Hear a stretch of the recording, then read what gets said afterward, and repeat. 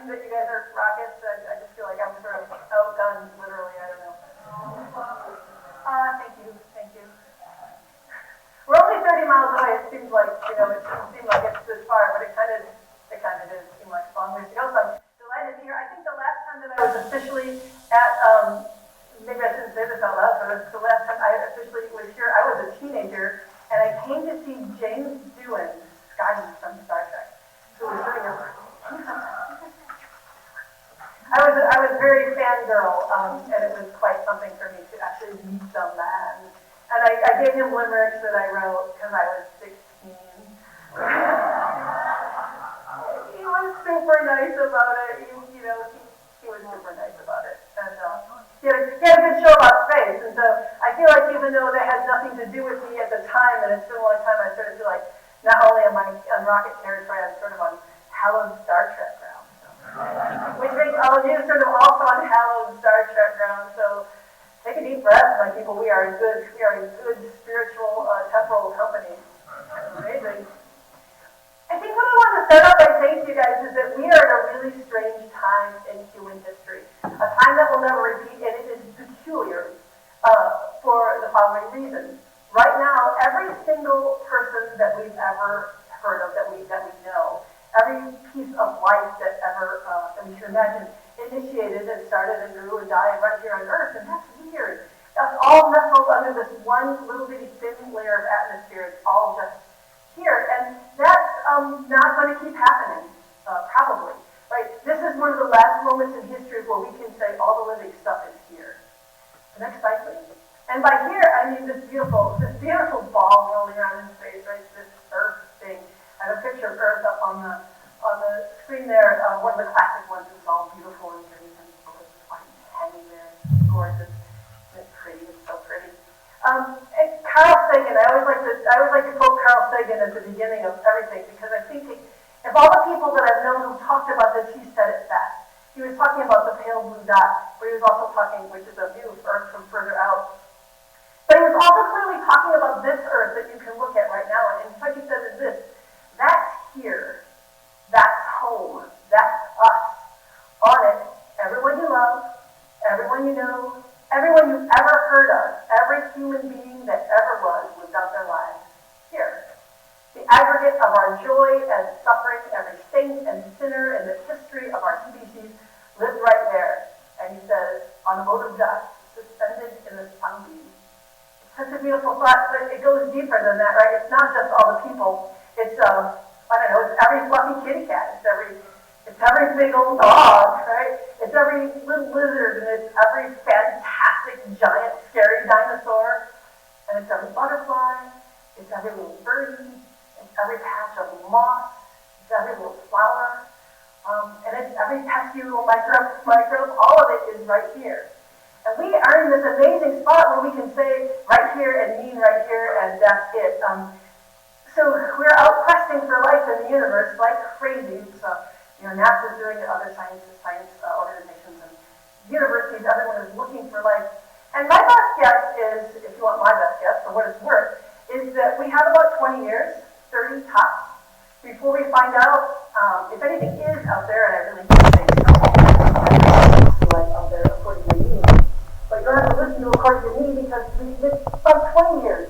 We'll really honestly know. We'll have the data.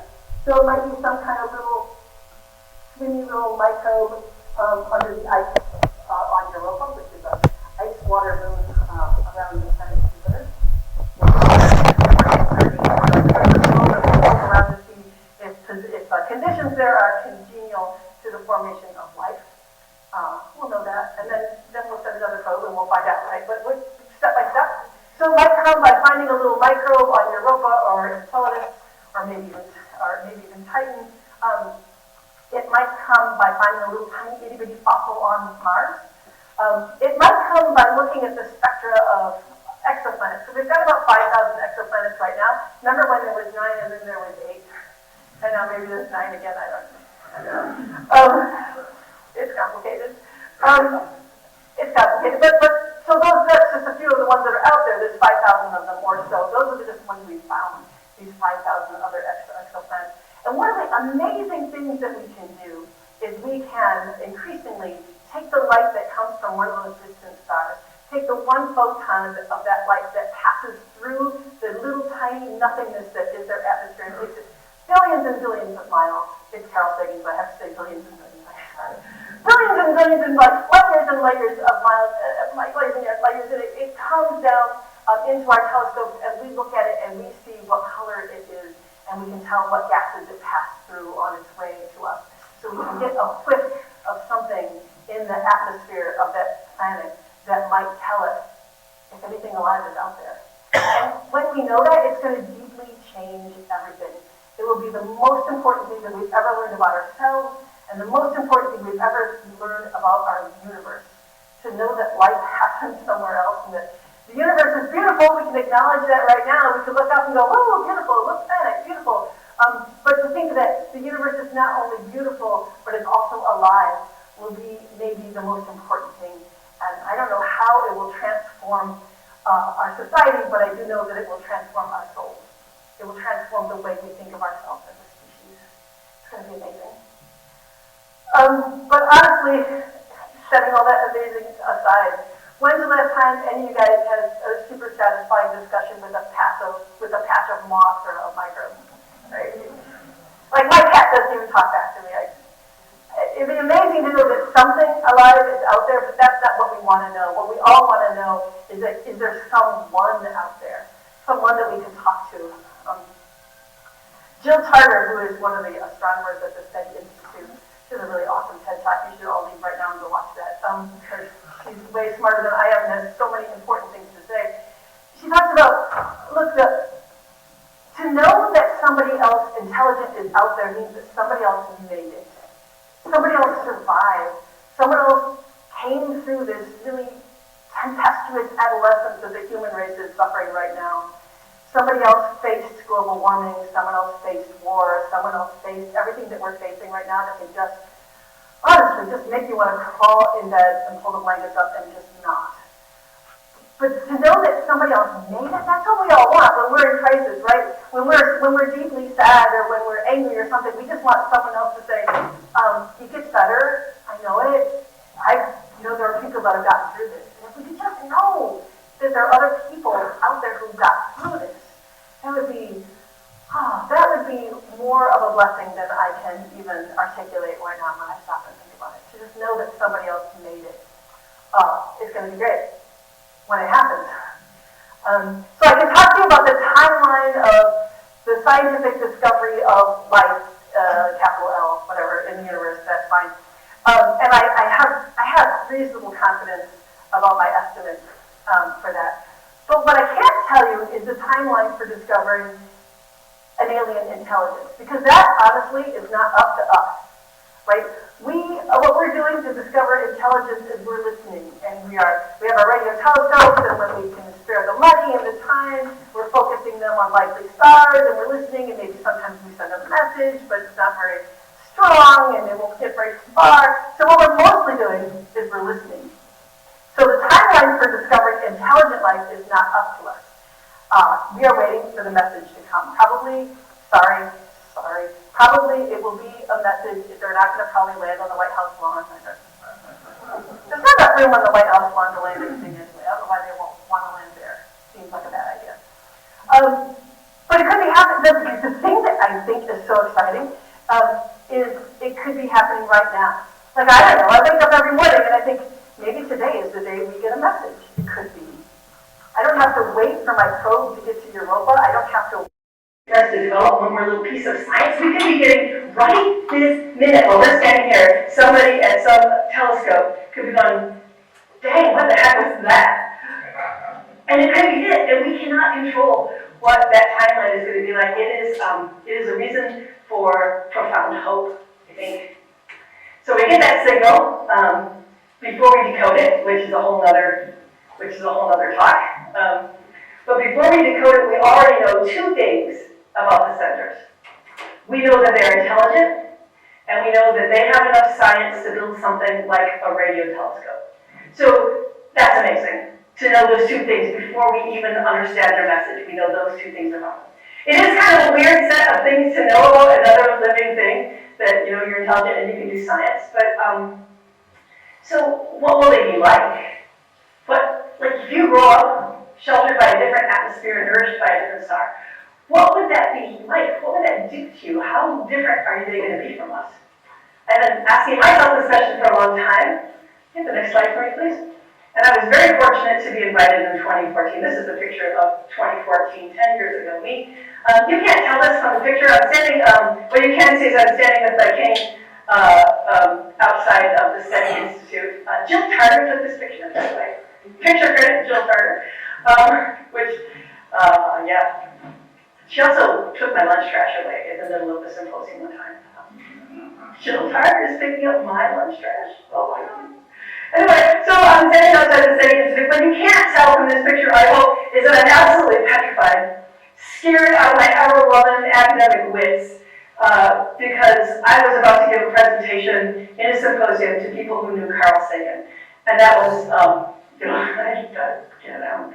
It was terrifying. It was joyful, I was excited, but I was also profoundly scared out of my ever-living mind, because I did not want to make a fool out of myself in front of people who knew Carl Sagan. So the YouTube video of my talk is still up. The thing was called Communicating Across the Cosmos. It's probably still up on YouTube. I don't know necessarily that I recommend you watch it, but it is there. And it is, if nothing else, a demonstration that you can make words and read a script and follow along and act like you're a sentient being while being terrified. So before I went to the SETI Institute, I read everything I could get my hands on about alien intelligence. I wanted to know what people were doing, what people were thinking. I wanted to not sound naive. I wanted to know what I was talking about. And I discovered in the SETI literature a repeated claim. And that claim was that one of the things that they thought that they knew, and by they, I guess I mean everybody, one of the things that we thought that we knew was that any civilization that was intelligent enough, that would survive and was intelligent enough to build a radio telescope so that we could talk to them, would have some analog of human visual perception. And I thought to myself, really? No blind aliens, huh? And so I set about trying to find out if that was true. Could blind aliens develop technology and build a telescope? Could we do the science? And by we, I'm going to just include myself as a fully blinded person with the blind aliens, because they need an ally, apparently. So could they do this thing? So I think it's fair, because in academia you want to make sure your biases are clear, right? So why did I decide to do this? One, and I think the most important thing, was that the claim that was made demonstrated a profound lack of imagination. So our best and most important ally in science and exploration is our imagination. If you can't imagine a thing, you won't even perceive it when it's right in front of your nose. You won't recognize it if you find it, if you can't even imagine that it exists. That's what science is in its essence, is imagining and discovering and playing with the universe as if it's your best toy, with your imagination wide open. So we need to find ways, partly for my little project here, but partly to survive as a species, we need to find ways of strengthening our imagination, because lack of imagination could end us as a species. We need this. We need new ways of thinking about things to solve global warming. We need new ways of thinking about things to abolish poverty. We need new ways of thinking about things to bring peace between the nations on our planet. This is not just me goofing around, right? This must be thinking about, how do I contribute to the survival of the species? That's what science is. It's about how we contribute to the survival of the species. It's nothing short of that. Also, reason two, it made me mad. So seriously, so for the disabled folk in the room, I'm not going to ask you to squeak or identify yourselves, but you know who you are. For the disabled people in the room, we, us, ourselves, we're the victims of the lack of imagination every single day. That's the problem that we have. Can you pour your own coffee? Let me think about it. Oh my gosh, can you? I've seen people going to a tizzy about whether I can pour coffee. Can we cross the street? Can we earn a degree? Can we do education? Can we hold a job? We fight this lack of imagination every day, and we fight it now as if we always fight it as if our personal lives depend on it, and now we also have to fight it as if our planetary lives, our species' lives depend on it, because it does. So can blind people do science? And I mean, let's see, so I don't mean can I personally do science, right? Because here I am, I've got my blazer on, I come from the school, I got a degree. If I walked into a chemistry class right now and said, okay, my dudes, I'm taking this chemistry class, they would say, well, first they would say other things first. But after that, they would say, well, yes, Dr. Wells-Jensen, we will accommodate you and you do science. And I know blind chemists, right? It can be done. But I'm not talking about can blind people do science with sighted people hanging around to pave the way and to help them out. I'm talking about if I had a species of blind people, excuse me, love you, sighted friends, but if you guys, y'all just weren't here, could blind aliens growing up in a natural blind environment, where the culture is based on that, could we do science? And I say this not out of, mostly not out of a political agenda, but because if you're going to do science, you have to isolate your variables. So all I want to know is let's keep as many things constant as we can on the planet, and let's just make everybody blind. So the first question, next slide please. The first question is, what is science? This sounds very grand, but if you're going to quote Carl Sagan, you might as well also quote Isaac Newton, right? To explain all nature, not to be too ambitious, but to explain all nature is too difficult a task for any one man, or even any one age. It is much better to do a little with certainty and leave the rest for others who come after you. So there's a note of humility there, and a note of questing together. And that sounds very high and very important. Next slide, please. It's lovely, it's lofty, but what science really is all about is much more simple than that. It's about hypothesis collecting. It's about collecting data and testing hypotheses, right? That's what science is. That's what really goes on in science. We can talk about it in pretty ways, but it's really about hypothesis testing. So, blind people, disabled people, do science all the time, every day. I'm doing a little bit of it right now, as a matter of fact. So, let's see. Let's run a scenario. So say that all of a sudden we had to evacuate this room. Like not really, let's don't do anything super scary. Say like there's ice cream up there, you know. And people go, ice cream, abandoned boring person in blazer, go for the ice cream. Okay, so you'd get up and you'd be like, zoom, out of the room. So what would I do as a blind person? I would do these things. I would start with the data that I have developed about this room. I would think, okay, now when I came in, I made this mental map of the room. I came down the stairs. I remember commenting on the stairs. They're kind of steep, so let's keep that in mind. Someone told me that there was exits to my left and to my right, but with exit signs above them, so I'm going to go with the fact that there are at least 3 exits in this room. I'm going to go with where my position is as I deduce it, as I remember it, and I'm going to start testing hypotheses. So I'm going to walk forward from where I'm at right now, and I don't know if I'll encounter an aisle up the middle or not, but if I do, then I'm like, cool, and if I don't, I'm like, okay, let me consult my map. I'll move to the left, I'll move to the right, and I will get out of the room also, and meet you all in the lobby. For you guys, as all my sighted friends who have run out to get the ice cream, during that period, you've done exactly no science. You just got yourselves up and you just walked out the room. You've done nothing. You've done no data testing. You've done no hypothesis testing. You're still perfectly nice human beings, but you have not done any science. But I've done a whole lot of science because I'm relying on on the data that I've developed and hypotheses that I'm testing as I go. So we've constructed our environment so that sight is not only useful, but it's often kind of necessary because of the way we built stuff up. So, and it's not, it's not necessarily anybody's fault per se. We could have that discussion afterwards if you want. But we've constructed our built environment and our social environment so the sight is super important. So sports.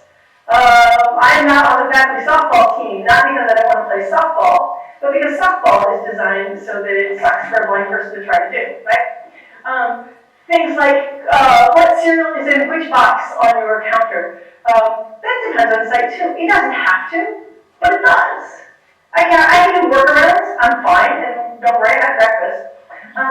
But it wouldn't have to be that way. We could have sports we could have designed them without sight. We could have thousands of ways of tactily identifying your cereal boxes. We just don't. We are culturally committed to seeing in astonishing, wasteful, and I might even say even dangerous ways. So we spend billions of dollars lighting streets that even when no one's driving on, right? We spend billions of dollars dyeing food so it's different colors, dyeing fabric so it's different colors. We light up our computer screens, right? We do all these things. In pre-industrial times, we took actual live fire on torches and carried it into our living spaces. Open flame into our living spaces, causing fire after fire after fire after senseless fire, because we really thought we had to see inside our homes. Right? We have committed so much, made things so dependent on sight that it's difficult to imagine what we could accomplish without it. So here we have to ask, could we do science without sight? And could we untangle ourselves from all that stuff? And then, could we build technology? The next slide, please. So what is technology? I promise we'll get to the aliens. We really will. But we gotta look downward, right? And we've got to see where they're starting from, what they have, and what they don't have. So technology is just a way of extending human capacities, right? Obviously, a computer is technology, but also tables are technology, roofs are technology, looms, wheels, it's all technology. So technology is neutral, it's just a way of making things easier. But we don't perceive all tech as valued equally. My friend Adam Leland, who wrote an amazing book called The Country of the Blind, which you should just all leave and go read that book now.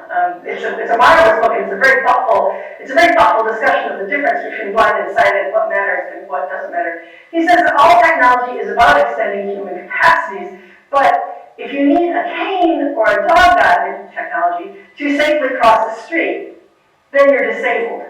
But if you want and need a pair of glasses and a pair of shoes to do the same thing, you're not disabled, and that's fine. And that's what we do with technology. Technology is interesting, and we label some of it as remedial and adaptive, and some of it is not. And that's got to do with how we build our environments. So what's our goal here? The next slide, please. Our goal is to determine if and how a blind species could develop sufficient technology to send us a radio signal to build a radio telescope to send us a message. Next slide. So a quick definition of sight from the scientific perspective. Sight is the ability to receive electromagnetic radiation between 400 and 700 nanometers. Blindness is only the inability to do that, nothing else.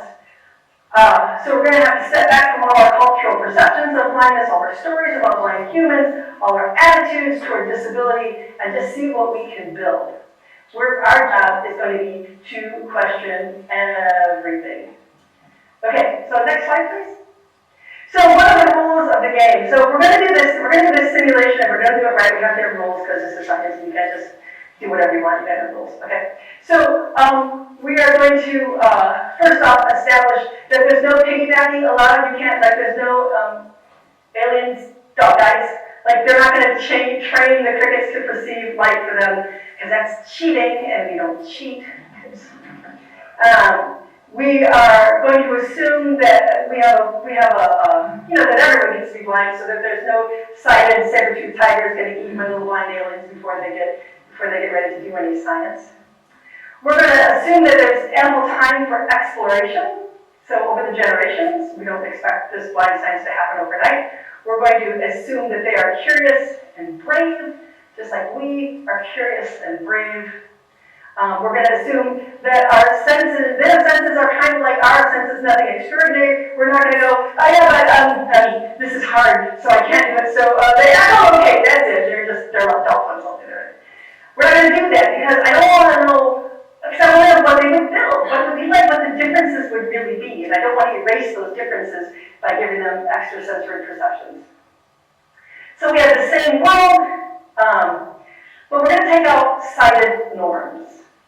So I don't know what these sighted norms would be like, but I do know what some of them are. I do know that there are rules for example, exploring your environment. So if I want to explore my environment, it's perfectly good for me to do this, like I just did. I can walk across. No, like, oh my gosh, she's walking across. But if I want to know about this table, like, why wouldn't I just Go find out. This is a perfectly good way to find out what the state was like. Right? Come over here.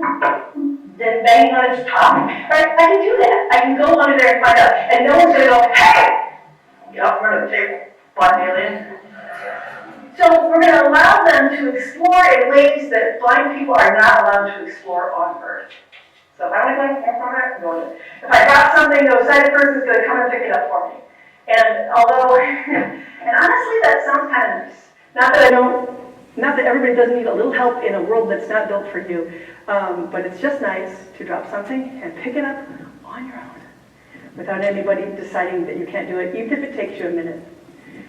So those are the rules, and I might need more rules, but those are the rules I have right now, right? That's what I got, developing this.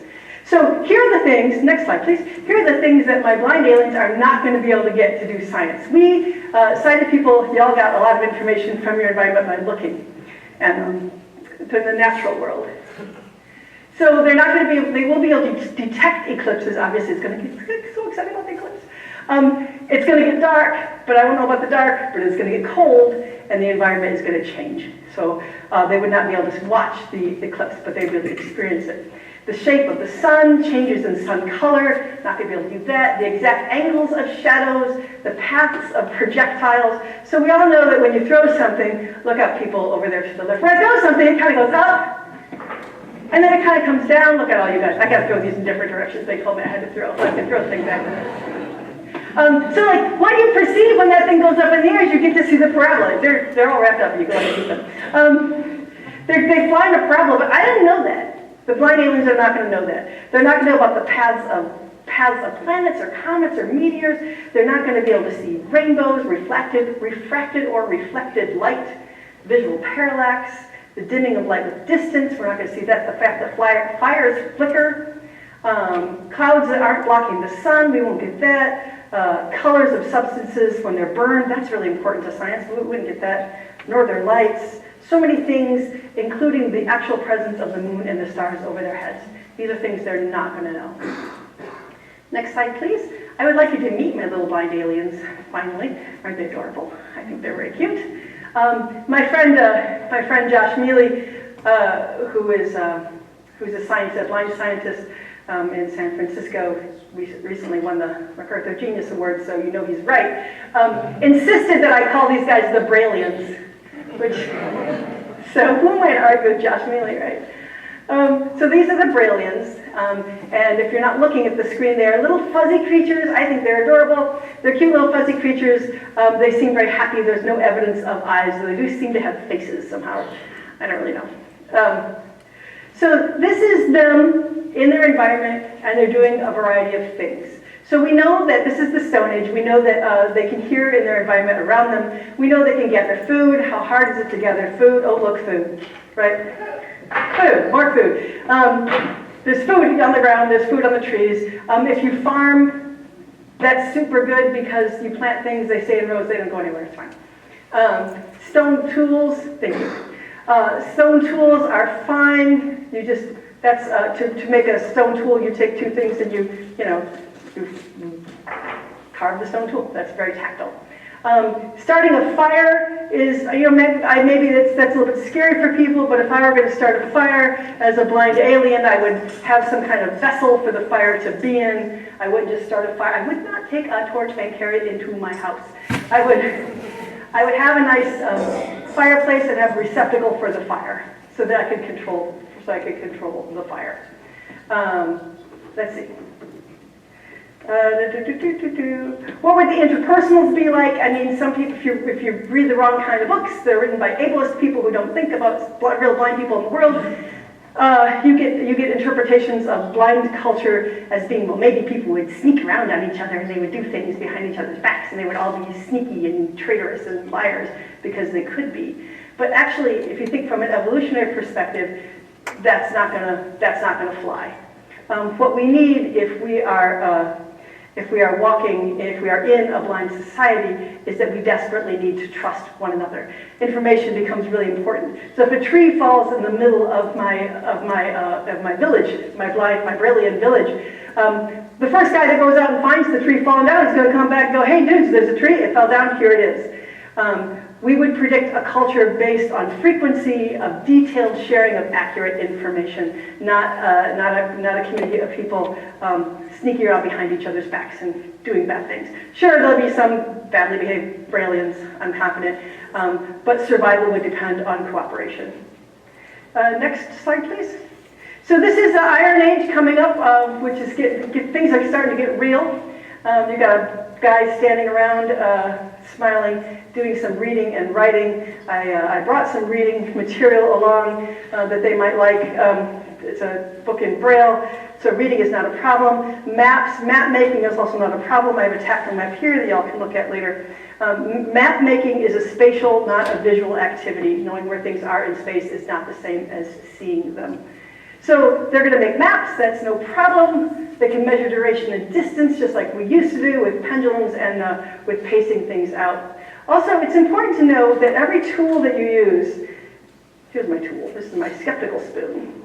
Every tool that you use is also a sensing device. So we think about things like if we're going to stir, we think about looking down into the pot and stirring. But we can also, with equal ease, use the tool as a sensing device. So when you're stirring soup, this has become a soup bowl now. When you're stirring soup, you feel at the bottom of the soup in a way that you cannot see. You can feel at the bottom of that if things are stuck on that or not. And you do this all the time. So every tool that you have is a sensing device, and every sensing device is also a tool. So if I want to find this rock, say this rock is on fire, I don't have to touch it. I can find it with my tool, and I can very effectively move him around. And if I had the right tools, I could pick him up, and I can take him out of this imaginary fire, and I can move him to a different location. So every tool is a sensing device. Everything you hold in your hand gives you tactile information about your environment. Next slide, please. Scientific discoveries, now things are getting even more real. It's really impossible to order these, where humans did laws of motion really early on. The blind aliens aren't going to do that. They might stick with thermodynamics to study first, right? So for example, if I didn't know which end of that spoon I had picked up, and I investigated it, I might be able to tell which end I'd been holding on to because that end would be a little bit warmer now. Remember that things like electricity and magnetism are in fact invisible. We didn't discover electricity by going, oh look, there's electricity. It's running past me right now, I better capture that. We discovered electricity and magnetism by making deductions, by getting hypotheses, and by investigating those hypotheses. So if I can stir soup and I can move things around in a fire, I can have metal. And now we're even getting more real, which means I can have a telegraph, I can have wire, I can have a radar for communication if I want to. I can build myself a little turbine. I can build a little windmill. I can build a water mill thing to generate electricity. So here we are at the Industrial Revolution with the blind aliens, right? They've got some basic technologies. They have industry, but their cities are all dark. There are no lights in these cities. And probably the Earth is still flat because they don't have the tools yet to discover that the Earth is round. So after the discovery of radar, though, they might decide to track boats using radar. So one of the things that we know about looking out over the horizon is that you've got a boat, and here's my boat. This is my super sensational boat. It's just my arm sticking up, that's my hand on top of the sail. And we know that when you're watching a boat go away from you, as it gets further and further, you see it going down, and slowly the only thing left above the horizon is the sail. And if I have radar now and I can follow the shape of that boat, I will know that that's happening, and that can lead to the idea that the Earth is round. And then, my friends, so if you have a radar and you happen to, I might have skipped a slide, Jason, you'll have to catch up with me. And then if you've got radar, and you've got a strong radar, and you point it up into the sky, and you're patient, and you wait, and we know because we've done this, you will eventually find, oh, holy God, there is a big rock, and it's way up in the sky, and it's moving really, really fast. They will eventually discover the existence of their own moon by radar. Can you imagine that? Can you imagine that? Like, what kind of kick in the head social impact would that have for my poor little guys, my poor little Braillians, who thought, I don't know what they thought about the sky, but they sure as heck did not imagine that there was a moon up there. They might have been puzzling about tides for a long time, but they would never hypothesize like such a crazy thing as a big chunk of rock hanging over their heads. Why would they ever imagine that? And then, because they have electromagnetic radiation sensors, at some point, they would use those radiation sensors, and experimenting with electromagnetic radiation between 400 and 700 nanometers, and pointing that up into the sky, they would discover, the last slide here, they would discover the stars. They'd be like, oh, wow, look at that. Look at that, look at all those little sources of something, sources of radiation, sources of the same thing that gives us radio and that gives us radar, and they're up there, and there's a jillion of them, and oh my goodness, there's so many, and we had no idea. Can you imagine discovering the stars? It's kind of amazing to grow up with stars. Can you imagine discovering them all at once? What would that do to their heads? What would that do to their culture? And the question I have for you, I think, as you look at this starscape, is, would they find this beautiful? Is it pretty? Would it give them that sense of awe that you have walking out on a summer night and you look into the sky and you see the stars and you feel yourself to be very small and you feel the universe to be very big and very beautiful? And what would their experience of this be like? And I think it's tempting to say that they would be overcome by awe and the beauty of it all, and they would, I don't know what they would do. It would be an incredible cultural experience. Or would it just be little dots? Would they just perceive that as little dots in the sky? Because that's what it is when you look at it, right? If you look at it, if I just take a black piece of paper and put a little dot, dot, dot, dot, dot over it and go, hey, look, beautiful, you'd be like, that's what you got there, is a black piece of paper with little white dots on it? No? No? But yet the same view in the night sky can bring us to our knees. And I think the most important thing about that, maybe the only important thing about that difference, is that the sense of wonder that you feel when you look into the night sky does not come from the night sky. The sense of wonder comes from inside you. It is that same sense that makes you want to know things. It's that same sense that makes you hear a piece of music that makes you weep when you hear the beauty of the music, or when you take the hand of someone that you love and you feel this tremendous sense of connection and awe and wonder that you get to be alive on the planet. It's a joyful and terrifying thing to be alive. And that sense of wonder is not an exterior thing that is imposed on you by looking at stars or by listening to music. That sense of wonder is your birthright, and it comes from inside you. And that would be a thing, that would be the same for us and for the aliens, whoever they are, the Braillians or other aliens, right?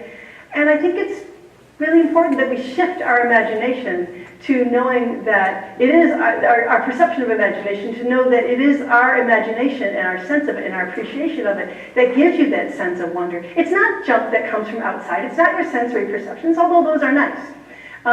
It is your birthright. It is something about being alive and being human that gives you that sense of wonder.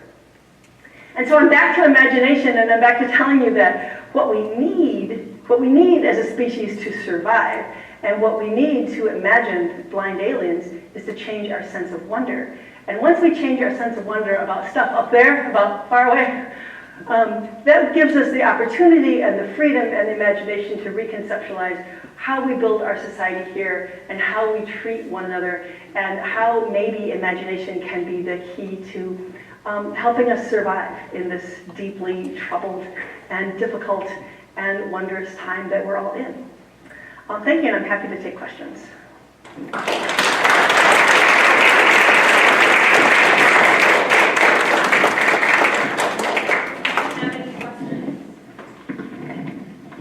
Someone can oversee these for me, or you don't? Just shout, right? You mentioned a book early on about writing about the blind experience, I think it was. Yeah. What was the name of that book? Yes, thank you. That's the best question. So the book is called The Country of the Blind. The author is Andrew Leland. The Country of the Blind, A Memoir at the End of Sight. It's a beautifully written book by a beautifully intelligent and imaginative human who is currently working through the idea that he's losing his sight. I'm sorry about the mic noise. It's audible, it's also flat print. Would there be any significant difference between art and technology? I think, okay, I want to answer the question the way you asked it, but part of me is compelled to say, why is there a significant difference between art and technology now? I mean, there doesn't have to be, right? We can build things that are beautiful. We should build things that are beautiful. Sometimes we're tempted to build things that are profitable or efficient, but we can also make things that are beautiful. And so but the other part of your question is this, I think, would there be differences in art? And I think absolutely there would be. The sense of beauty which comes from inside you, your sense of aesthetics, is partly culturally determined for sure, but it's also, you know, what helps you express the fact that you are the human being that you are. So I would like to, since I'm pro-Braillean, I would like to imagine that their technology would be more beautiful than ours, but I don't know that that's true. If you're gonna focus, that what your device for taking notes? How does that work? Absolutely. So, this is a cute little thing from the American Printing House for the Blind. This is the keyboard. Braille is written with 6 dots. Each of these keys raise and lower a different dot. This little boy does, there's an SD card back here, Bluetooths to my computer, and this part down here in front of the keys is where the Braille comes up. And so I have my notes for my presentation on this guy, and I can read through it by pushing these little buttons. It gives me the next couple things. I'd be happy to show it to you if you want to come up afterward. I have a question. Do you think that an intelligent blind alien would have insight into developing a bionic eye?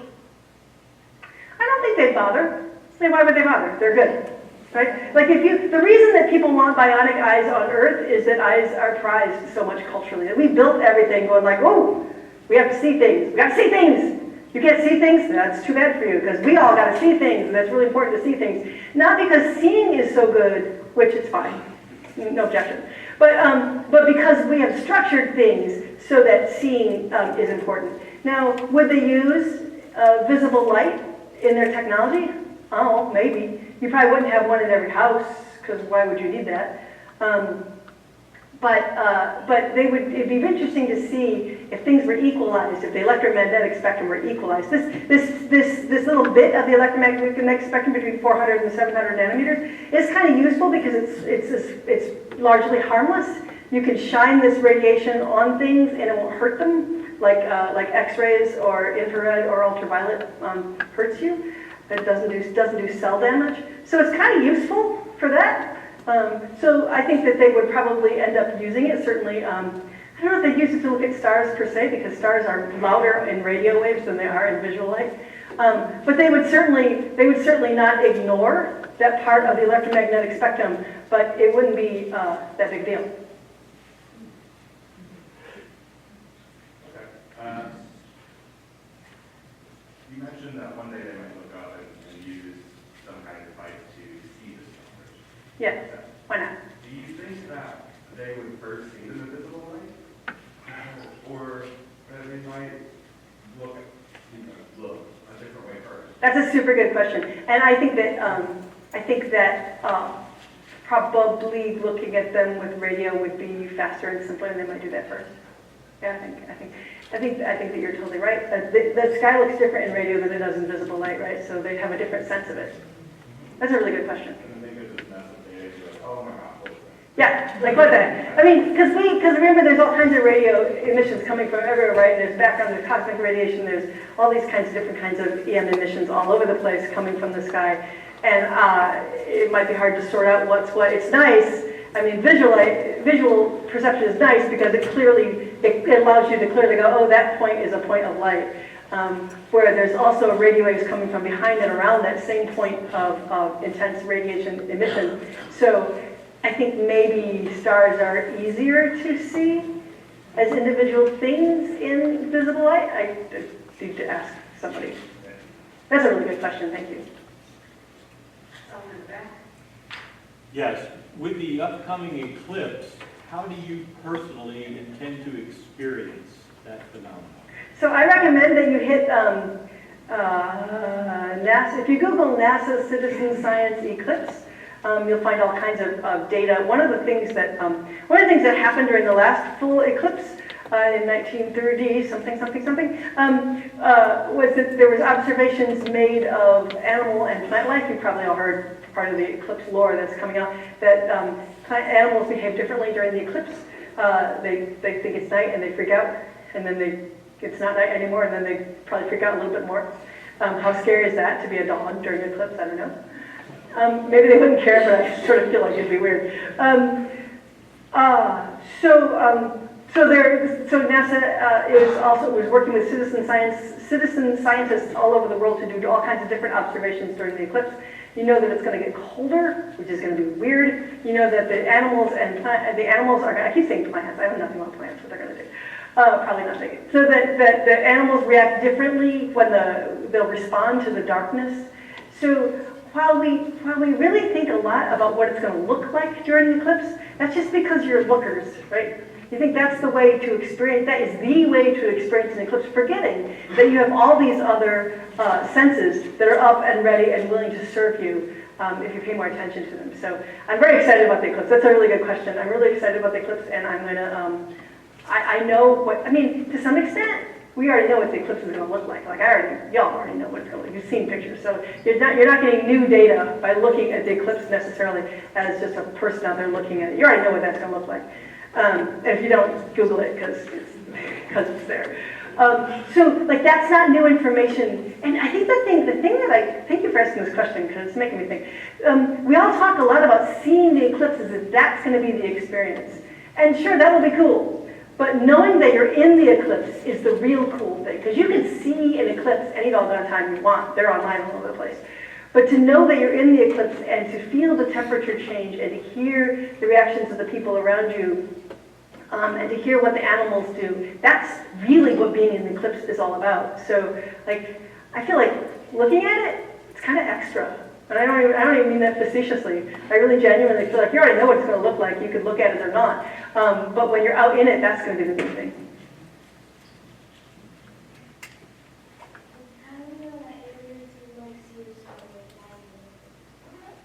We don't know. We absolutely don't know. We don't know anything. You know how much we know about aliens? Nothing. We know nothing about aliens. If we get a message from aliens, we know that they sent a message. That's all we know. So I think that, so the important thing to know about the aliens is that it's your invitation to imagine aliens. And I'm not being facetious about that. I mean, that is our job as sentient beings. I guess we have two jobs. One job is to take care of one another and be good to one another, and the other job is to figure out what our environment is like and to imagine what it could be, and to figure it out. I feel like those are our two tasks. So what we know about aliens? Nothing yet, but I'm hoping we'll find out. So my thoughts are not really about blind aliens, but about blind humans. And I think about how a blind person has to be constantly creating spatial maps in their head for where things are, and wondering what parts of the brain that exercises and what strengths that gives blind people that I can't really even imagine. That's a really good question. Neurologically, we know that people like me who grew up blind, I have all this brain space in the back of my head where visual perception is supposed to be. It's kind of this empty real estate, but it's not empty real estate because, I guess I guess is if you've got brain space, you use it. So what we know about congenitally blind people or people who've been blind from a very young age is that other activities sort of move into that space. And so we know, for example, that from brain scan experiments, we know that some kinds of syntax, grammar, sentence grammar, are processed in the visual cortex for blind people. It's also a good place to do math. And we also know that if you grew up from a young age reading Braille like I did, that probably Braille is, when you read Braille, it lights up your visual cortex. That doesn't mean that, so anyway, I have to say that when I discovered that in grad school, several of my beloveds from grad school offered to whack me on the back of the head to see if I felt dots. Which I thought was a good experiment, but I never really let them do it. The offer still stands. Thank you so much. Thank you so much. So your brain does get configured differently, but you don't necessarily you don't know that. So I did not know until I did an MRI study a couple years ago, I did not know what part of my brain does math any more than you know what part of your brain does math. So some of this is differences that exist that are not perceivable. Other parts of it are, there's two other things I want to say about this. One is that some blind people are good at spatial representations, and some of us really cannot find our way out of a brown paper bag, really. We have unfortunately, blindness does not convey expertise in map making or wayfinding. Would that it did. That said, I think the most frustrating thing about that question is that we just don't know. Because blind people immersed in sighted civilization, sighted society, never have the opportunity to really figure out what the limits of your abilities would be if you relied on hearing and touch and proprioception and spatial representations in your head, like all your other senses and all your time to figure out and all the training that you could do. We just don't know what things we could do because we're too busy surviving and hopefully flourishing in a society that's not based on our particular abilities and needs, right? So I spend a lot of time sort of figuring junk out every day, and I spend a lot of time in my day sort of fending off people who think that I don't belong here and I should maybe go home and sit down and have somebody fix me a plate, and I shouldn't be out in the world doing things. And that takes a lot of cognitive energy, right? It takes a lot of energy. It causes a lot of sorrow, and so that's a lot of stuff that we're doing. So, like, first off, take that away. If I could go visit the planet of the Braillians, love you all, but I would go, because take away all the stuff that's not built for you, right? Zap that out of the equation, and then zap into the equation an environment that is built for you, and then zap into the equation one more bit, which is that environment is not just built for you today, but built for you given that you've had 10,000 years of practice and iteration and teaching, living in an environment that suits your sensory perceptions, that suits your Umwelt, I think is what Ed Young would call that. That suits your way of suits your way of being in the world. So I don't think we know the answer to that question. My hearing is not as good as many people's. I don't think I have a better spatial sense of things. I do work harder than a lot of people. I'm doing science more of the time than a lot of people are. But I don't think that I have, I wish that I did, that'd be nice, but I don't have cool, extra perceptual or cognitive powers. I just have my brain, and I think this is true of all disabled people, not just blind people. They've all got all y'all disabled friends have your brains on all the time, figuring stuff out all the time. And that is fantastic practice, and it makes you measurably, probably more creative and more resilient than you would be otherwise. I didn't really answer your question, but that's because I don't think there is an answer to your question.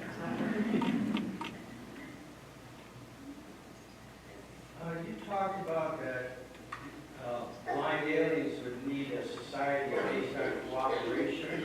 Yeah. Seems like our society is not. Yeah. Is the predatory instinct universal? Ooh, I don't know. Here's the thing. I think maybe.